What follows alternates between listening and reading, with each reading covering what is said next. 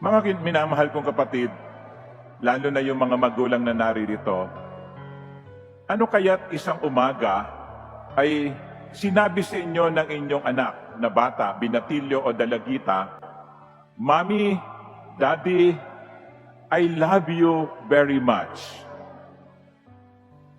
Matutuwa kayo.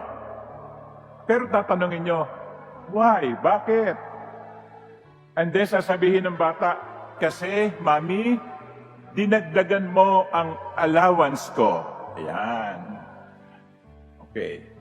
Or, another child will say, Mommy, Daddy, I love you so much because you gave me my own room. Ayan. May sarili na siyang room. Okay, so yung una, I love you, Mommy, Daddy, because you gave me additional allowance. The other, Mommy, Daddy, I love you kasi may sarili na akong kwarto. And then yung pangatlo, halimbawa, sinabi sa inyo, Mommy, Daddy, I love you. And you ask why? And the child says, because you happen to be my mother. You happen to be my father. Tuwang-tuwa ako, mahal na mahal ko kayo, sapagkat kayo ang naging tatay ko. Kayo ang naging nanay ko. O sa mga magulang na naririto, o sa mga magulang na sumusubaybay sa atin, ano ang pipiliin nyo? Ano mas gusto nyo? Mahal kayo ng nanay ng anak nyo dahil dinagdagan nyo ang kanyang allowance? O kaya, binigyan nyo siya ng sariling room? O kaya, mahal na mahal niya kayo kasi kayo ang naging nanay at tatay niya. Hindi yung ibang tao, hindi yung kanilang kapitbahay. Sige nga, botohan nga tayo. O sino yung may gusto sa number 1? Taas ang kamay. Mahal ko kayo kasi dinagdagan niyo ang allowance ko. O number 2, mahal ko kayo kasi binigyan niyo ako ng room na sarili. O, number 3, taas ang kamay. Ayan. O, sino yung hindi alam kung ano yung pinagbobotohan? Taas ang kamay. Nakakatuwa naman talaga na sabihin ng anak niyo na mahal ko kayo kasi kayo ang naging nanay ko o tatay ko. Hindi dahil sa ginawa niyo para sa kanila. Hindi dahil sa binigay ninyo sa kanila. They love you because you are you. And they are grateful to the Lord because you happen to be their parents. My dear brothers and sisters, today we are celebrating not what God gave to us. Next Sunday we will be celebrating Corpus Christi. That is what God does to us, gives to us. In a few months, we will celebrate Christmas. That is what God did to us. But today, we are celebrating God Himself. Ang ipinagdiriwang natin ngayon ay hindi kung ano ang ginawa o ibinigay ng Diyos, kundi ang Diyos mismo. At sa pagdiriwang na ito, ng misteryo ng Santissima Trinidad, itinuturo sa atin na meron lang isang Diyos. Liliwanagin ko yan, ha? Isang Diyos. Pag tinanong ko kayo, ilan ang Diyos? Isa. Hindi tatlo. Isa. Pero itong Diyos na ito ay ipinadama ang kanyang pagka-Diyos. Ipinakita at ipinakilala ang kanyang pagka-Diyos sa pamamagitan ng pagiging Ama, pagiging Anak, pagiging Espiritu Santo. There is only one God, but this God revealed Himself as a Son who became man, Jesus Christ, who introduced to us the Father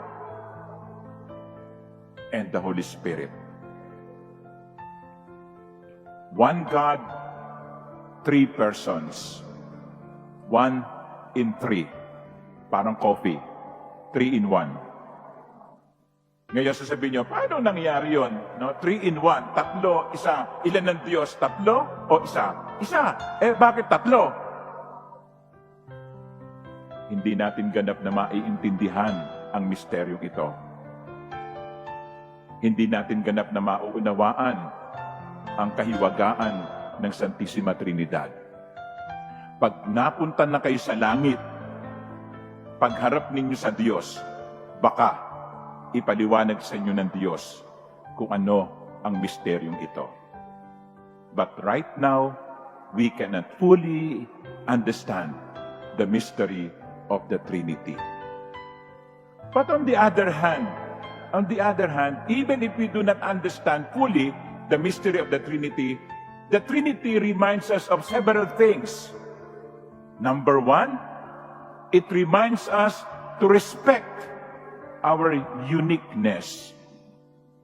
Igalang natin ang ating kaibahan. Sa Santissima Trinidad, ang tatay, ang ama, ay hindi ang anak.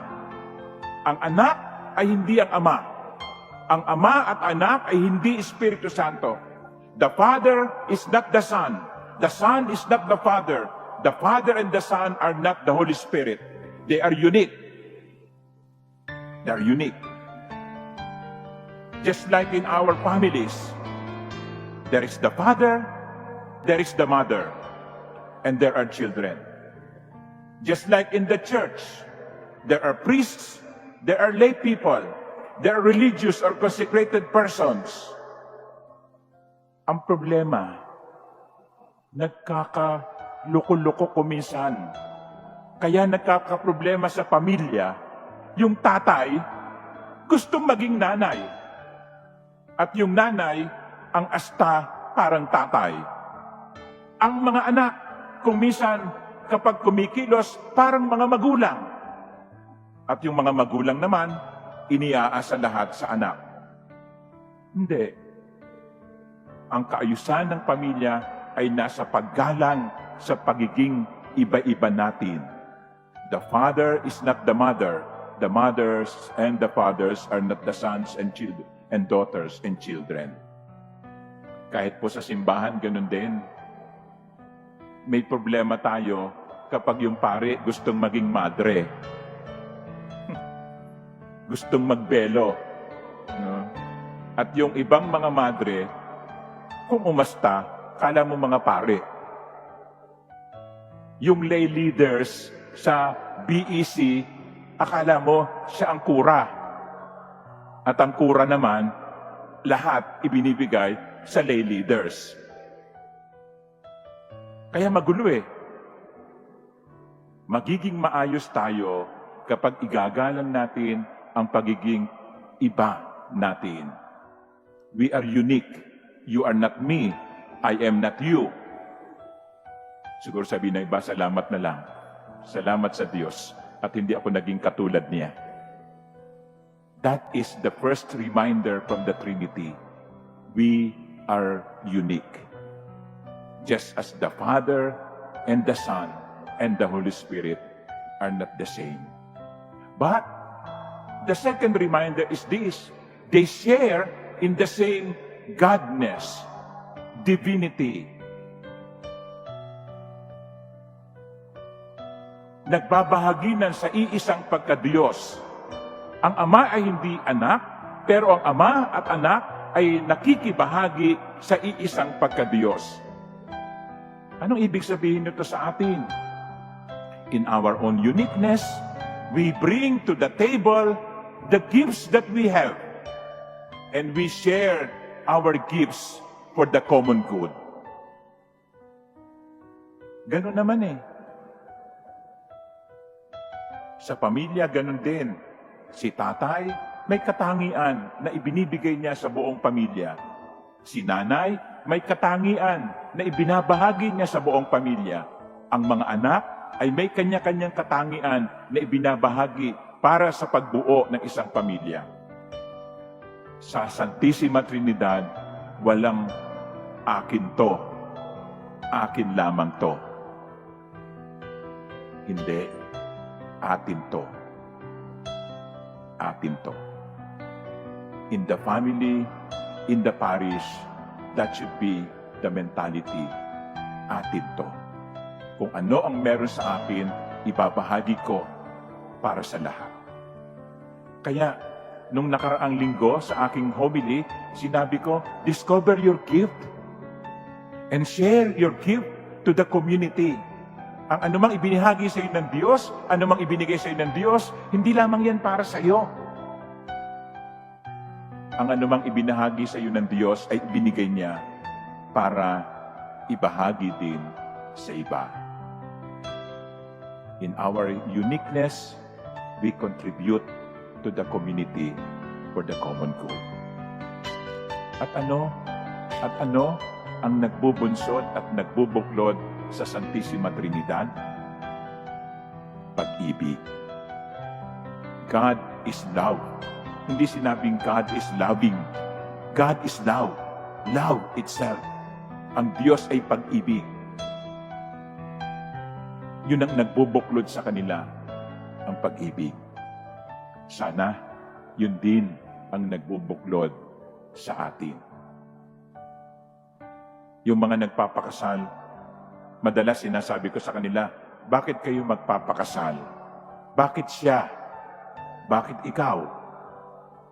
Isa lang dapat ang dahilan, pag-ibig. Papakasalan mo siya, hindi dahil sa maganda siya. Papangit din yan. Papakasalan mo siya, hindi dahil sa mayaman siya. Pwedeng maubos ang yaman. Papakasalan mo siya sapagkat mahal mo siya. Pag-ibig ang magbubunsod sa inyo upang magtipan habang buhay. Kaya kapag nagkakaproblema ang mag-asawa, hindi agad-agad hiwalay. No? Binubuo ang nasisira. Hindi agad-agad tinatapon. Inaayos. Ngayon, kung nagpakasal kayo, hindi dahil sa pag-ibig, maiintindihan ko kung bakit dumating ang problema, gusto nyo nang maghiwalay kaagad. Pero kung ang pagtitipan ay nakasalalay sa pagmamahal, ang lahat ng problema hinaharap ng may pag-ibig. Let us respect the uniqueness of each other. I am not you, you are not me. But let us contribute for the common good, whatever we have. And third, let the love be the binding force of all our relationships. Just like the Trinity, whose solemnity we celebrate today. Unique, sharing, love. Amen.